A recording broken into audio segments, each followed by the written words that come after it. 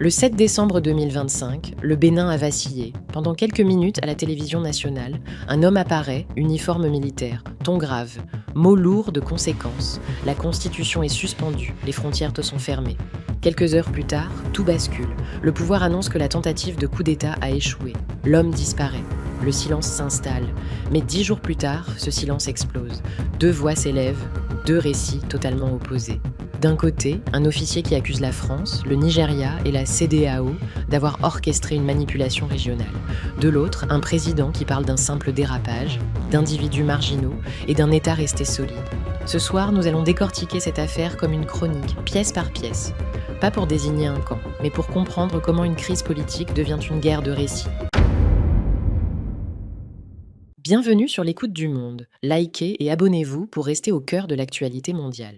Tout commence le 7 décembre 2025. Le lieutenant-colonel Pascal Tigri apparaît brièvement sur les antennes de l'ORTB. Son message est clair, direct, sans détour, suspension de la Constitution, fermeture des frontières, prise de contrôle du pays. Pour beaucoup de Béninois, cette intervention ressemble à un scénario déjà vu ailleurs, en Afrique de l'Ouest. Mais très rapidement, le récit officiel change. Le pouvoir annonce que le coup d'État a été déjoué.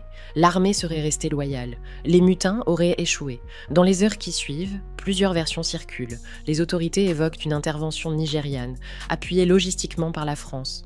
Certains médias affirment que Tigri aurait fui vers le Togo.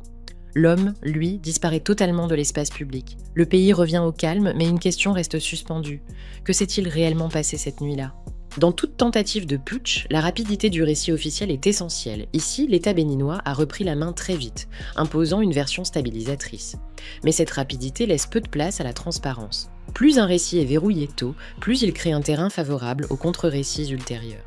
Le 18 décembre 2025, Pascal Tigri sort du silence. Son interview, diffusée massivement sur les réseaux sociaux malgré certaines tentatives de blocage, renverse totalement la version officielle.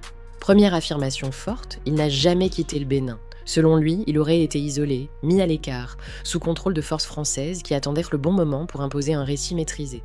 Il affirme ensuite avoir été exfiltré par des soldats restés loyaux après la découverte d'un double jeu. Puis viennent les accusations les plus lourdes. La France aurait manipulé l'opération afin de justifier une présence militaire durable au Bénin. Les frappes attribuées au Nigeria auraient été menées par des militaires français utilisant du matériel nigérian afin d'éviter une réaction populaire. Le Bénin aurait été transformé en base arrière pour préparer une future offensive contre le Burkina Faso et le Niger, membres de l'AES. Enfin, il laisse entendre que le président béninois était informé, sans fournir de preuves formelles. Il conclut par un appel à la mobilisation pacifique pour le départ des forces françaises et des services de renseignement du pays. Ce type de discours suit une structure connue, l'isolement, la trahison, l'ingérence étrangère, puis l'appel au peuple. Cela ne signifie pas que tout est faux, mais cela place ce récit dans une tradition politique bien identifiée, souvent utilisée pour reconquérir une légitimité perdue. Les propos de Tigri sont relayés par plusieurs plateformes en ligne et médias alternatifs. Mais un élément majeur pose problème.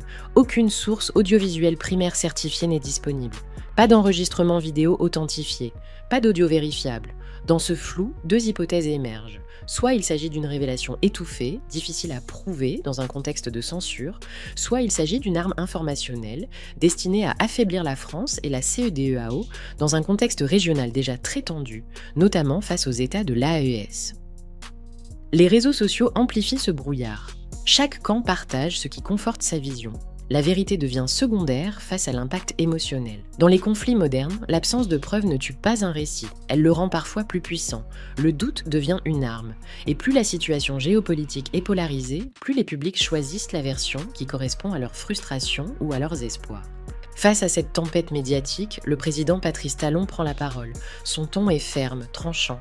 Il qualifie Pascal Tigri de criminel et de voyou. Il affirme avoir échangé directement avec lui pendant les événements, tentant de le dissuader. Selon lui, il ne s'agissait pas d'un coup d'État structuré, mais d'une action menée par des éléments marginaux, sans soutien institutionnel. Il insiste sur plusieurs points. L'armée et le haut commandement sont restés loyaux. Les mutins étaient isolés, certains ayant fui en civil. Des frappes étaient impossibles, mais volontairement évitées pour préserver la vie de jeunes soldats enrôlés par discipline.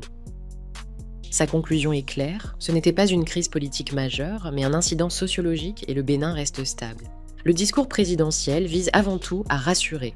En minimisant l'événement, il cherche à éviter l'effet domino régional. Mais cette stratégie a un coût. Plus on réduit l'événement, plus on laisse un espace aux récits alternatifs pour prospérer. Cette affaire ressemble à deux réalisateurs projetant deux films totalement différents à partir des mêmes images. L'un parle de complot international, d'ingérence et de manipulation régionale, l'autre décrit une dérive isolée, sans portée politique réelle. Entre les deux, le public cherche la vérité, mais ne reçoit que des récits. Et dans l'Afrique de l'Ouest actuelle, le récit est devenu aussi puissant que les armes. La vraie question n'est peut-être pas qui dit vrai, mais plutôt qui parvient à imposer son histoire.